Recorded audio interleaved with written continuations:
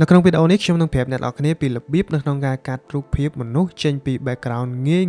លឿននិងរហ័សមែនទែនហើយសម្រាប់អ្នកដែលទើបតែប្រើប្រាស់ជាមួយនឹង Photoshop ដំបូងឬក៏អ្នកដែលប្រើប្រាស់បានយល់ដឹងខ្លះហើយក៏អាចប្រើជាមួយនឹងវិធីសាស្ត្រនេះបានដែរអញ្ចឹងតោះឥឡូវយើងទៅមើលពីរបៀបនឹងទាំងអស់គ្នាអញ្ចឹងដំបូងអ្នកនរគ្នាគ្រាន់តែចូលទៅកាន់ folder របស់រូបភាពអ្នកនរគ្នាមកបន្តមកទៀត mouse ស្ដាំយកពាក្យថា open with ហើយយកពាក្យថា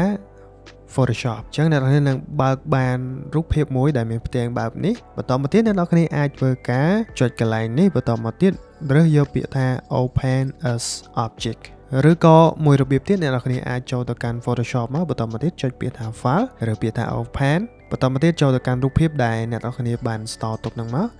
ចុចនៅលើវាមួយបន្តមកទៀតយកពាក្យថា Open ហើយបន្តមកទៀតចុចកន្លែងនេះយកពាក្យថា Open as Object ដូចគ្នាអញ្ចឹងដើម្បីអាចកាត់ background បានគឺងាយមែនតើអ្នកនរគ្នាគ្រាន់តែចូលទៅកាន់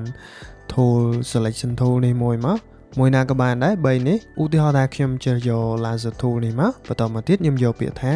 select and mask នេះមកហើយបន្តមកទៀតខ្ញុំយកពាក្យថា select subject អញ្ចឹងបន្ទាប់ពីយកពាក្យថា select subject ហើយវានឹងជ្រើសយករូបមនុស្សបន្តមកទៀតខ្ញុំគ្រាន់តែចុចពាក្យថាអូខេមកវានឹងបង្កើតម៉ាស់នៃរូបភាពហ្នឹងរួចជាស្រេចអញ្ចឹងគេថា tool នេះគឺពិតជាងាយមែនទែនសម្រាប់អ្នកដែលចង់កាត់រូបមនុស្សចេញពី background អញ្ចឹងបន្តមកទៀតបើសិនបើអ្នកនរគ្នាចង់clean up ឧទាហរណ៍ខ្ញុំបង្កើតជាមួយនឹង solid color មួយមកខ្ញុំដាក់ពណ៌សហើយខ្ញុំទាញមកក្រោមខ្ញុំចង់ clean up កន្លែងមួយចំនួនអញ្ចឹងឧទាហរណ៍ថាកន្លែងនេះខ្ញុំអាចយក smudge tool កន្លែងនេះគឺ smudge tool នោះមកហើយខ្ញុំចូលនៅលើ mask នេះខ្ញុំអាចទាញវាចូលបន្តិចបើសិនបើវាមានកន្លែងណារួញឬក៏កន្លែងណាដែលកាត់ទៅលើខ្ញុំអាចចូលបន្តិចមក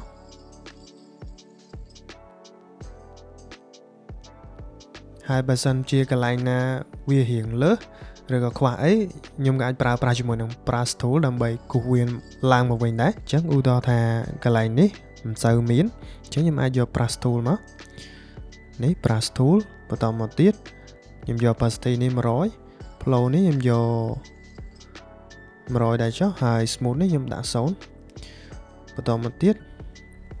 ខ្ញុំចុចគ្នាបិទឬក៏គ្នាបើកដើម្បីពង្រីកឬក៏ពង្រួម brush tool នេះហើយបន្តមកទៀតខ្ញុំអាចធ្វើការយើងអាចមើលកន្លែងនេះបានបើសិនជាវាជាពណ៌ខ្មៅបានន័យថាយើងនឹងលុបចេញហើយបើសិនបើវាជាពណ៌សបានន័យថាយើងនឹងបង្ហាញវាឡើងមកវិញអញ្ចឹងពណ៌ខ្មៅខ្ញុំនឹងលុបចេញកន្លែងខ្លះអញ្ចឹងខ្ញុំរួមតិចទៀតហើយខ្ញុំធ្វើការពង្រីកវាបន្តិចមកដោយចុច Alt ឬក៏ Option ធ្វើការពង្រីកពង្រួមនេះយើងអាចចុច Alt ឬក៏ចុច Option ឲ្យជាប់ហើយយើង scroll ទៅយើងអាចពង្រីកពង្រួមបានណាអញ្ចឹងខ្ញុំអាចជូតកន្លែងនេះបន្តិចផាត់កន្លែងនេះបន្តិចមក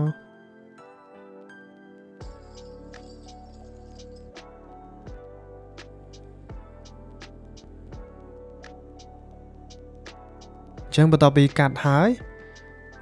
ខ្ញុំអាចចុច Move Tool មកដើម្បីទាញមកចូល Artwork របស់ខ្ញុំអញ្ចឹងឧទាហរណ៍ Artwork នេះចុះ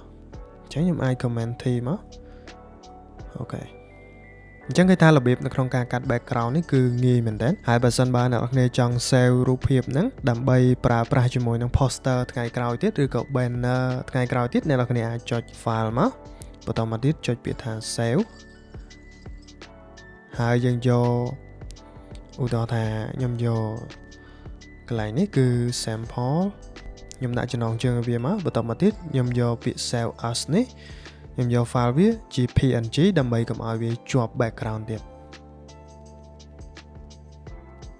អូខេឃើញថារបៀបក្នុងការកាត់មនុស្សចេញពី background នេះគឺងាយមែនតើហើយបើសិនបានអ្នកនរគ្នាចង់ដឹងពីរបៀបក្នុងការ design ក៏ដូចជារចនា poster មួយបន្ថែមទៀតអ្នកនរគ្នាអាចចូលទៅកាន់វីដេអូដែលបង្ហាញនៅលើនេះឬក៏អ្នកនរគ្នាអាចចូលទៅកាន់ description ដើម្បីមើលវីដេអូទាំងអស់ហ្នឹងបានអញ្ចឹងអរគុណសម្រាប់ការទស្សនាវីដេអូនេះហើយសង្ឃឹមថាអ្នកនរគ្នានឹងចូលចិត្តអរគុណហើយយើងនឹងជួបគ្នានៅវីដេអូក្រោយបន្តទៀត